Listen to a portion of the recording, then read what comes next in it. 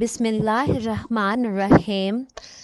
حضرت محمد مصطفیٰ صلی اللہ علیہ وآلہ وسلم اپنی ماں کے پیٹ میں تھے تو ایک روز آپ کی دادی نے آپ کے دادا کو اشارہ کر کے بلایا اور کہنے لگی کہ کیا آپ کو پتہ ہے کہ یہ بہو حضرت آمنہ رضی اللہ تعالیٰ عنہا بہت مہنگا عطر لگاتی ہے؟ میں تو بڑی پریشان ہوں، آپ ذرا حضرت آمنہ رضی اللہ تعالیٰ عنہا سے اس کے بارے میں پوچھئے۔ تو یہ سن کر آپ کے دادا نے کہا کہ اس بارے میں تم ہی پوچھ لیتی تو اچھا تھا،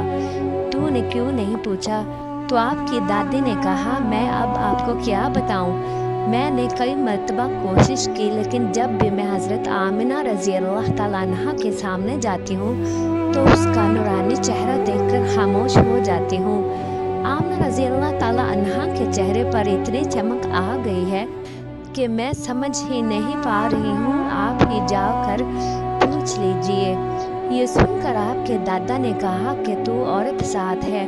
گھر میں ہی رہتی ہے، لیکن میں تو مرد ہوں، گھر سے باہر رہتا ہوں۔ مکہ میں میں قریش کے سردار ہوں، جو بھی مجھ سے ملتا ہے وہ پوچھتا ہے عبدالمطلب تمہارے گھر میں اتنی عطر کی بارش کہاں سے ہو رہی ہے؟ اور ہاں ایک بات اور یہ ہے کہ عطر کی خوشبو بھی وہیں سے آتی ہے جہاں آمنہ جاتی ہے۔ اگر آمنہ کچن میں جاتی ہے تو خوشبو وہاں سے آتی ہے، اگر غسل خانے میں جاتی ہے تو خوشبو وہاں سے آتی ہے، اگر یہ تھوکتی ہے تو خوشبو وہاں سے آتی ہے۔ اور یہ کوئی معمولی عطر بھی نہیں ہے، یہ کوئی عراق یا مصر کا عطر بھی نہیں ہے،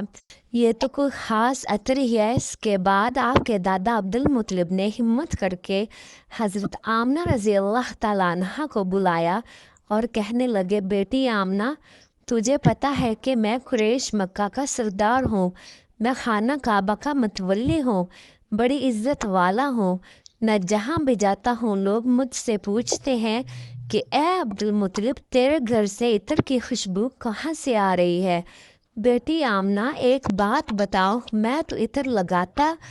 نہیں، تمہاری ماں بھی عطر نہیں لگاتی، تو یہ عطر تو لاتی کہاں سے ہے؟ تو یہ سن کر حضرت آمنہ رضی اللہ تعالیٰ عنہا کی آنکھوں میں سے آنسو آ گئے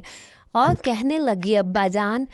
اب میں آپ کو کیا بتاؤں، میں نے اپنی ساری زندگی کبھی کوئی عطر نہیں لگایا ہے، مجھے اچھے اور برے عطر کی پہچان نہیں ہے، میں نے آج تک کسی بھی عطر والے سے عطر نہیں خریدا، لیکن ابا جان میں آپ کو ایک بات بتاؤں۔ اس کے بعد حضرت آمنہ رضی اللہ تعالیٰ نے اپنے بطن پر ہاتھ رکھتے ہوئے کہا ابا جان یہ سب اس آنے والے مہمان کی برکت ہے، آپ نے تو یہ صرف خوشبو محسوس کی ہے، اگر میں آپ کو کچھ اور بتاؤں تو آپ مجھے دیوانی کہو گے۔ سورج کئی مرتبہ مجھ کو سلام کرتا ہے، چاند کئی مرتبہ مجھ کو سلام کرتا ہے، اور یہی نہیں جب میں سو جاتی ہوں تو ایسی ایسی عورتیں جن کو نہ کبھی آپ نے دیکھا ہے اور نہ کبھی میں نے دیکھا ہے، ایسی ایسی عورتیں سامنے کھڑی ہو کر مجھے ہوا دیتی ہیں، میں کنویں سے پانی لینے جاؤں تو کنویں سے پانی خود بخود اوپر آ جاتا ہے۔ حضرت شیخ عبدالحق محدث دہلوی رحمۃ اللہ علیہ فرماتے ہیں کہ حضرت صلی اللہ علیہ وآلہ وسلم کی ولادت کے سلسلے میں آیات و کرامات بے شمار ہیں، جن میں سے چند ایک یہ ہے کہ ایوان کسریٰ لرز اٹھا اور اس کے 14 کنگرے گر گئے اور اس دریائے سابا خشک ہو گیا اور اس کا پانی زیر زمین چلا گیا اور رود خانہ سادہ جسے وادی سادہ کہتے ہیں جاری ہو گیا، حالانکہ اس سے قبل اسے منقطع ہوئے 1000 سال گزر چکا تھا، اور فارسیوں کا آتش کدہ بجھ گیا جو کہ 1000 سال سے گرم تھا۔ ایک روایت میں سیدنا عبداللہ بن عمر رضی اللہ تعالیٰ عنہ بیان کرتے ہیں کہ ہم رسول صلی اللہ علیہ وآلہ وسلم کی خدمت اقدس میں حاضر تھے کہ ایک بدو آیا، اس نے شام کے شہر سجان کا بنا ہوا جبہ پہنا ہوا تھا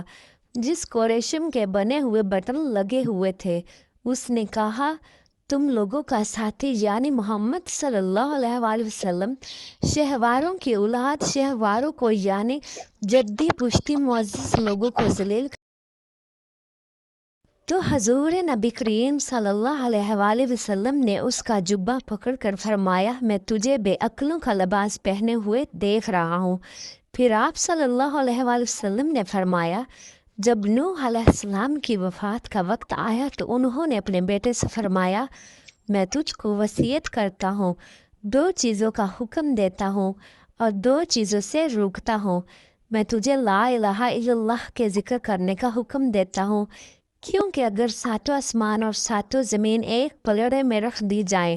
اور لا الہ الا اللہ کو دوسرے پلڑے میں رکھ دیا جائے تو لا الہ الا اللہ حاوی اور بھاری ہو جائے گا۔ اگر 7 آسمان اور 7 زمینیں ایک بند حلقہ بن جائیں تو لا الہ الا اللہ انہیں جدا جدا کرے گا۔